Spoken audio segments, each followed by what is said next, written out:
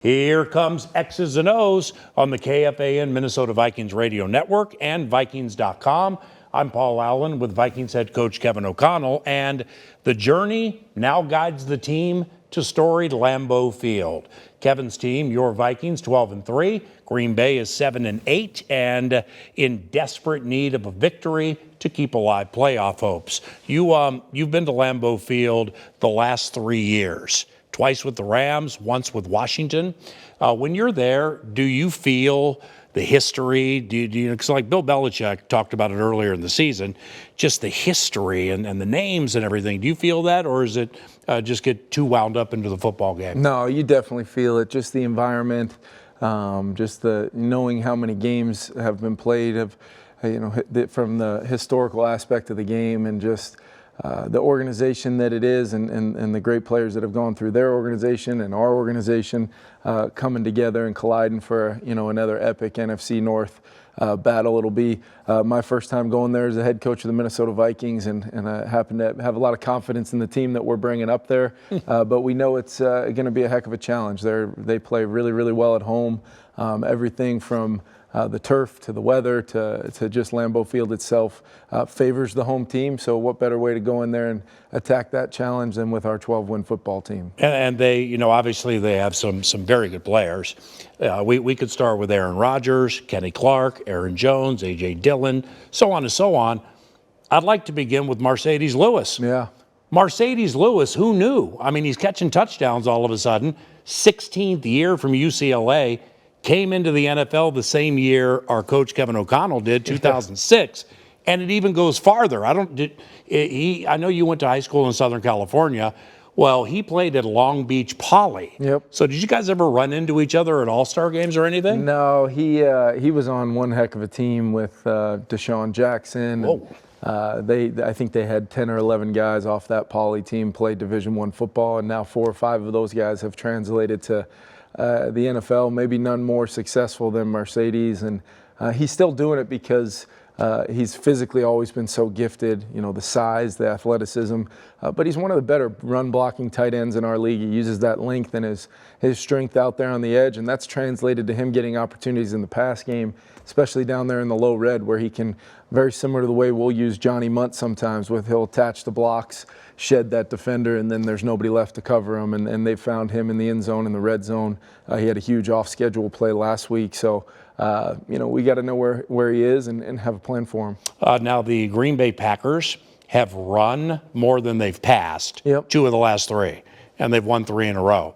So how does the running piece, obviously with Aaron and A.J., how is that factored into their winning streak? Well, I think they're doing 2 things. They're consistently running the football. Aaron's being the same great player he's always been when they have their ops in the pass game, but defensively forcing turnovers, that equals complementary football. You can take that on the road. You can obviously play that in all-weather games that they have to play there at Lambeau Field. So that formula has really been where they've shifted to late in the season, and it makes for a really tough team to beat because they're going to be a team that doesn't make a lot of mistakes. They're going to capitalize on anything you give them, and then you're going to be playing uphill from there. So we got to make sure we play consistently good football. We do what we've done, which is limit penalties and turnovers, and just try to sustain success in all 3 phases against these guys. What is leading to Brian Asamoah playing more the last 2 games? I think it was 21 snaps last game, 48 the previous 2. What's leading to that? Yeah, I think it's a couple things. We feel really, really strongly about a really good young player on our team,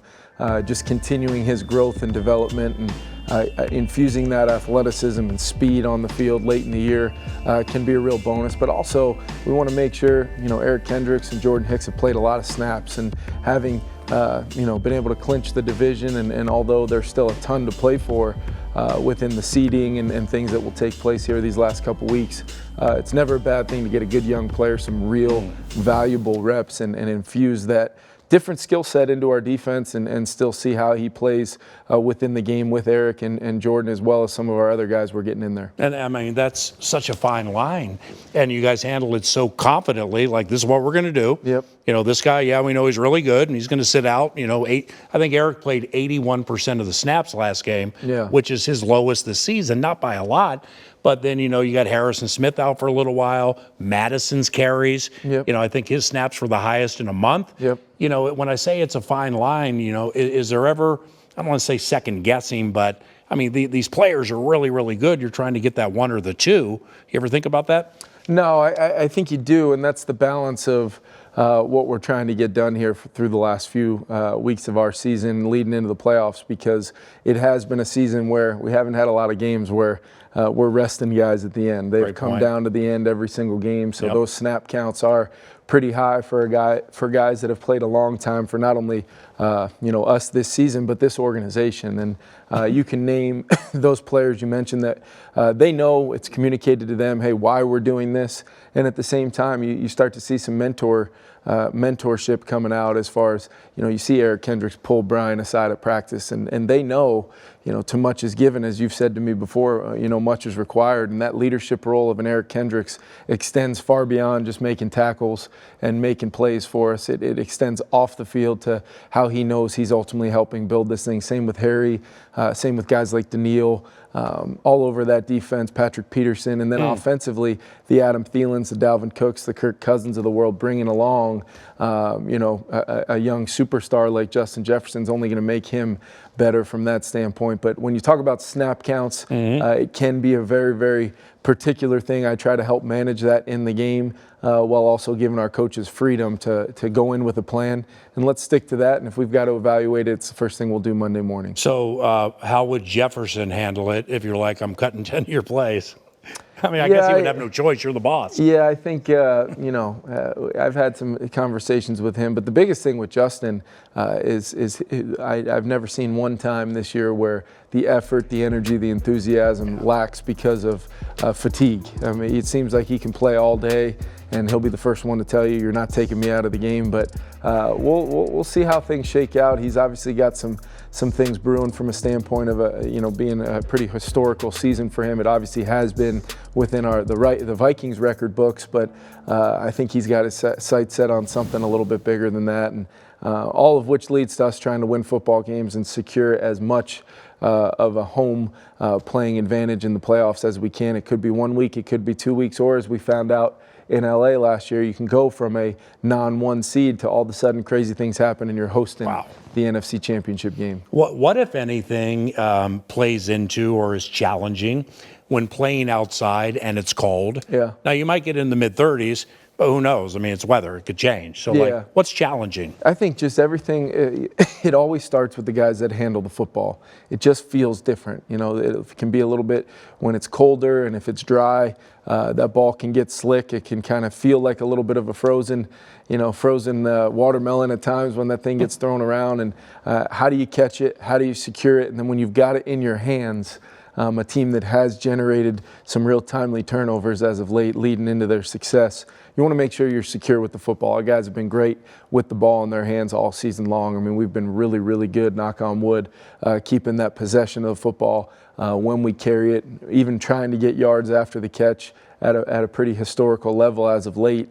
We just got to make sure that that's priority number one. And then it takes all 11. You really have to emphasize the technique, the fundamentals, and the details of all 11 guys out there in any phase of football you're playing, because every blade of grass, even those frozen blades of grass, they all matter when you're talking about weather that's less than ideal playing football. And Kevin, we've discussed the practice squad before, and how I love how you empower them to let them know they count. May sound touchy-feely, but that stuff matters in a long bump and grind season. When Josh Metellus plays 13 plays and he has 4 or 5 tackles, had, with all due respect, kind of some rough moments at Detroit, but you're still going to give him the opportunity, and he comes blitzing off the edge like a nickel. That's just, it doesn't matter what I'm assuming your lot in life is on the depth chart. You're in the game. This is your role. Go do it well. And he did it well. Yeah, I think the big thing, PA, is just understanding the depth charts and those things. Those sometimes aren't even worth the paper they're printed on, just because of the nature of we're going to do whatever it takes to try to win each and every football game. And it's not always the same plan. Our defense has been more aggressive and a little bit more, of a pressure mindset of late, which I've really, really liked. But when you do that, you got to have athletes on the field to maybe make up some grass, cover some ground, and make plays on the football, a la Brian Asamoah making that, not only stripping the football the other day from the tight end, but then picking it up and running it back the other way. Metellus off the edge, making tackles with some limited opportunities in the game. I just think you're going to continue to see the depth of our team show up here late in the year. And that's why I think it's really important to get those guys high-quality snaps to build the confidence of our whole football team. I mean, it might have been Patrick Peterson's first blitz in 5 years. He came lickety-split in there, too. Huge play. Last one. Kevin, what excites you about this game for your team, given you already have the Division I and at least one home playoff game secured? I think it's, when you're in year one of doing something, it's very important to get off to a great start against a team that had pretty much stated their claim to, owning our division coming into this season. So when we were able to get that opener and then the positive things that have kind of come since that, I think this bookends a lot of things that have took place for our team, the growth of what we're trying to build here over the long term, and playing a team like this in their home environment where they are very successful historically in the month of December leading into playing playoff football. I think this is an opportunity for our team on our quest to play 4 quarters of consistent football to go do it in a high-pressure, high-capacity situation where they need it. They have to have it, so you're going to get their best, and it's an organization when they're at their best. They're very difficult to beat, and I think it can be something that can really springboard us into what is to come here, not only against Chicago, in Week 18, but also what will be to come after that, which we're all very much looking forward to. My man, thank you. Thanks, PA. Kevin O'Connell, head coach of the Minnesota Vikings, and I'm Paul Allen. Next, we chat TJ Hawkinson with his position coach, Brian Angelico. It's X's and O's on the KFAN Minnesota Vikings Radio Network.